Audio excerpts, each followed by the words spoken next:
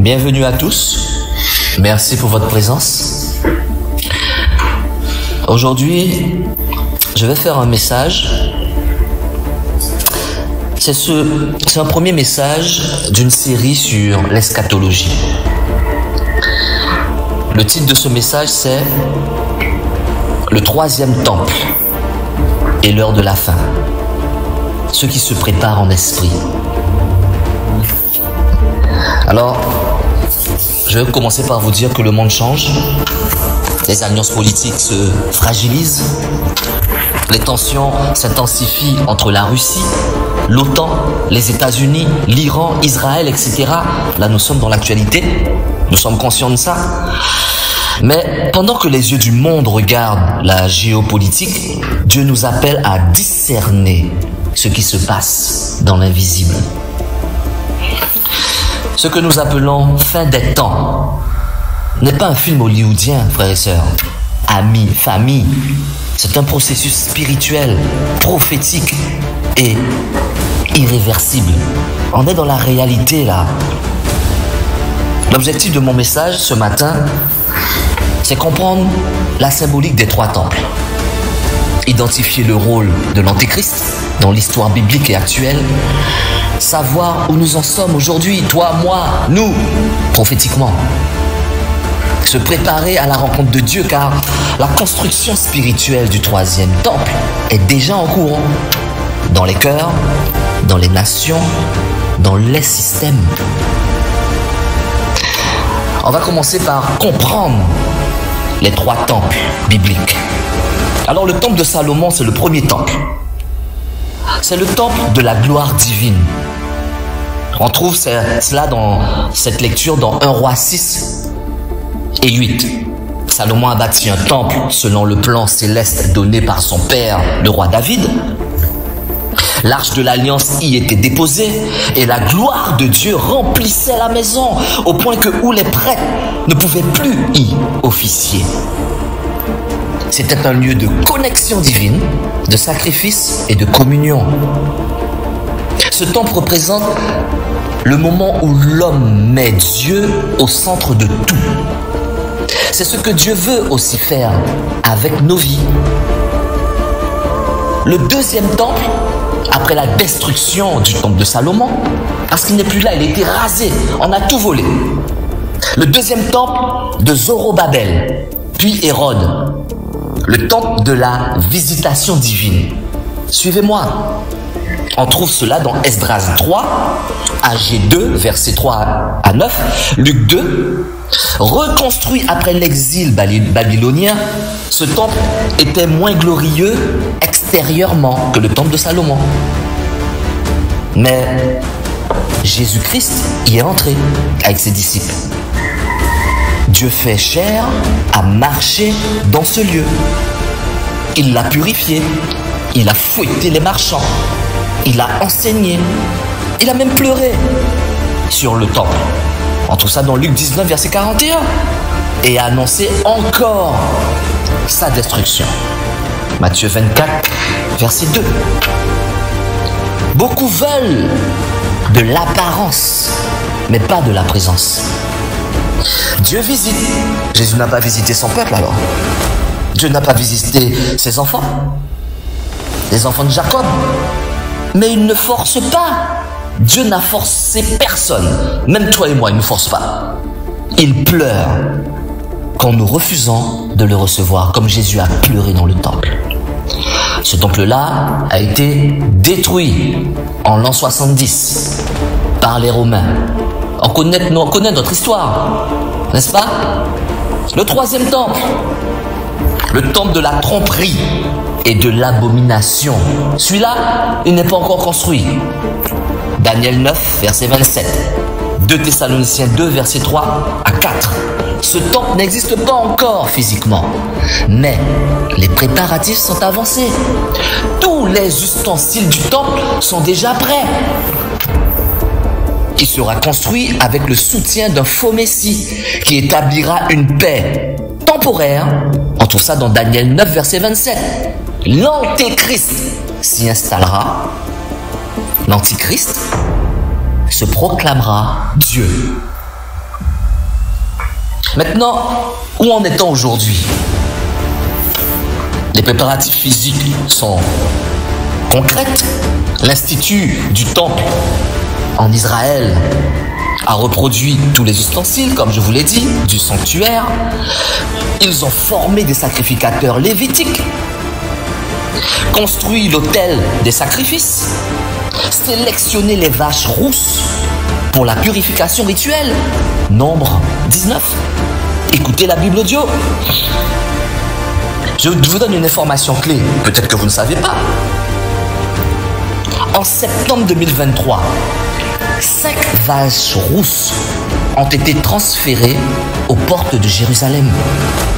En 2023, la question n'est plus si, mais en fait la question est quand. Vous connaissez certainement le dôme du rocher. Eh bien, le dôme du rocher, c'est l'obstacle géopolitique actuel. Le mont du temple, là où Salomon a construit le temple au début, est aujourd'hui sous contrôle musulman. Une tentative de construction par les Juifs provoquerait une guerre. Mais certains suggèrent une coexistence pacifique. Exactement ce que Daniel annonce dans ses versets prophétiques. Un faux accord de paix de 7 ans. Ce climat est favorable à un leader, ce que nous vivons actuellement là. C'est favorable à un leader mondial qui viendrait rétablir l'ordre, entre parenthèses. C'est là que l'Antichrist entrera en scène. Des accords géopolitiques, la paix, musulmans, chrétiens, adventistes, évangéliques, tout le monde sera en accord, juif. Et le temple pourra commencer à être construit à côté du dôme du rocher. L'Antéchrist, c'est un homme, ça c'est clair. Mais attention, c'est aussi un esprit qui est déjà actif. Nous trouvons ça dans 2 Thessaloniciens 2, verset 3 à 12, 1 Jean 2, verset 18, 1 Jean 4, verset 3. L'Antéchrist sera un homme, mais son esprit est déjà en train d'agir. Mensonge institutionnel.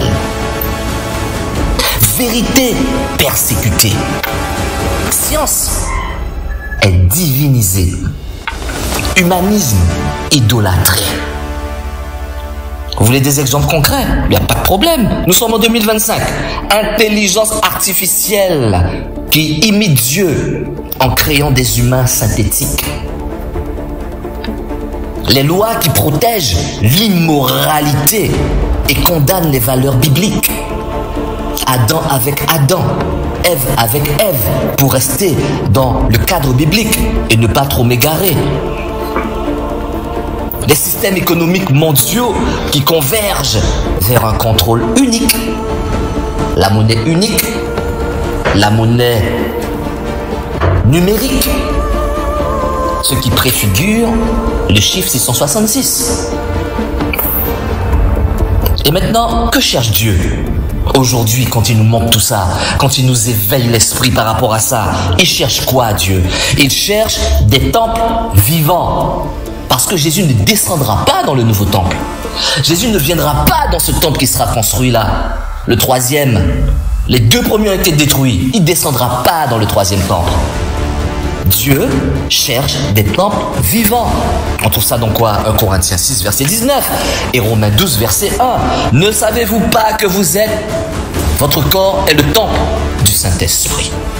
Le 3e temple, spirituel, n'est pas fait de pierre, mais de cœur transformé. Dieu veut habiter en nous, en toi, en moi, pas juste parmi nous, parce qu'il est déjà parmi nous.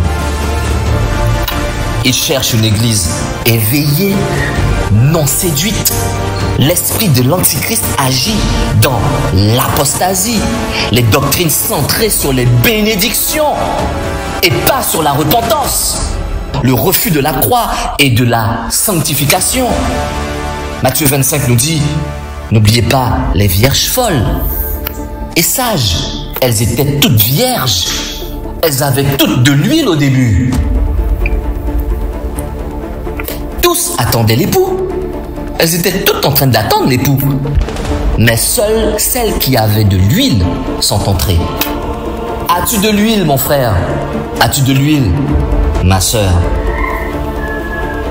Dieu appelle aussi à la sainteté, Apocalypse 22, versets 11 à 12. Que celui qui est saint se sanctifie encore.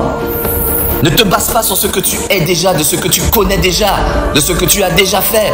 Sanctifie-toi encore. Hébreux 12, verset 14 nous dit, sans la sanctification, personne ne verra le Seigneur. La construction spirituelle du temple est en marche. Mais le trône de ton cœur, qui y siège actuellement? Qui? Ce message n'est pas une alerte médiatique. C'est une invitation divine.